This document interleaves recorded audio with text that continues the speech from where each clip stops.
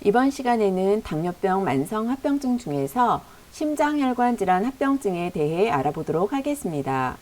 당뇨병의 합병증에는 급성 합병증과 만성 합병증이 있습니다.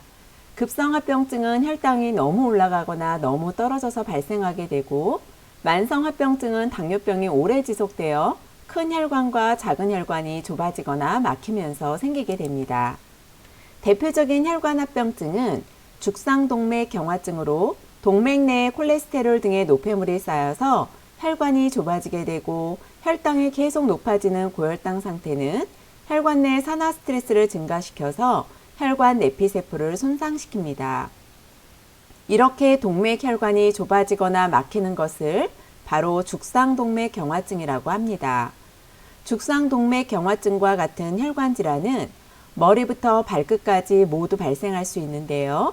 이때 심장혈관에 나타나는 대표적인 합병증으로 협심증과 심근경색증이 있습니다. 먼저 오늘은 협심증에 대해 자세히 알아보겠습니다. 협심증이란 혈관 내에 콜레스테롤이나 지방질과 같은 노폐물이 쌓이면서 대동맥과 같은 큰 혈관에 경화반이 생기고 관상동맥이 좁아지는 질환입니다. 관상동맥이 좁아지면서 혈관 면적이 70% 이상 막히게 되면 심장 근육 일부가 허열 상태에 빠지게 되어 결국 흉통 등의 증상이 발생하게 됩니다. 협심증의 주된 증상은 가슴 통증인데요. 가슴 통증이 왼쪽 팔이나 어깨, 턱, 목까지 퍼지게 되는 양상을 나타냅니다. 식은땀이 나고 호흡곤란이 생기기도 합니다. 환자에 따라 조금씩 다를 수는 있지만 대개 가슴을 짓누르는 듯 하다, 뻐개지는 것 같다, 고춧가루를 뿌려놓은 것 같다, 벌어지는 것 같다, 숨이 차다 등으로 표현하는 경우가 많습니다. 협심증은 어느 정도의 혈류는 유지되지만 운동 시와 같이 심장 근육의 산소 요구량이 상대적으로 증가하면 발생하게 되는데요. 주로 아침 시간에 추운 날씨에 식사 후에 잘 발생합니다. 흉통이 발생하면 움직임을 멈추고 편안하게 안정을 취하셔야 합니다. 안정 후 보통 3분 내지 5분 정도가 지나면 통증이 사라지게 됩니다. 하지만 가슴 통증이라고 해서 모두가 협심증은 아닙니다.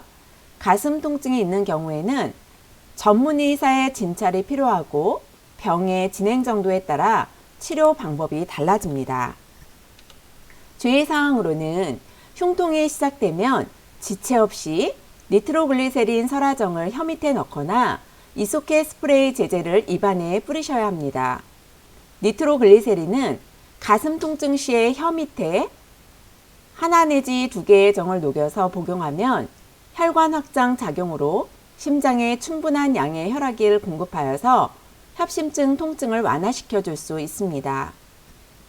약물 투여 후 대부분 5분 이내에 통증이 완화되지만 만약 그렇지 않은 경우에 5분 간격으로 반복해서 3회까지 사용하십시오. 만일 3회 복용 후에 통증이 20분 이상 지속되면서 설화정이나 스프레이에 반응이 없는 경우에는 가까운 응급실로 바로 가시기 바랍니다.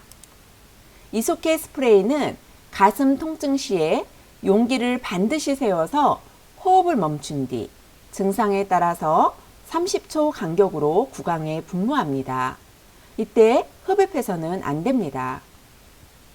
협심증이 있는 환자분들은 니트로글리세린 설화정이나 스프레이는 항시 휴대해야 하는데요. 설화정은 햇볕을 보면 약효가 상실되기 때문에 반드시 갈색 용기나 햇빛이 차단될 수 있는 용기에 두어야 합니다.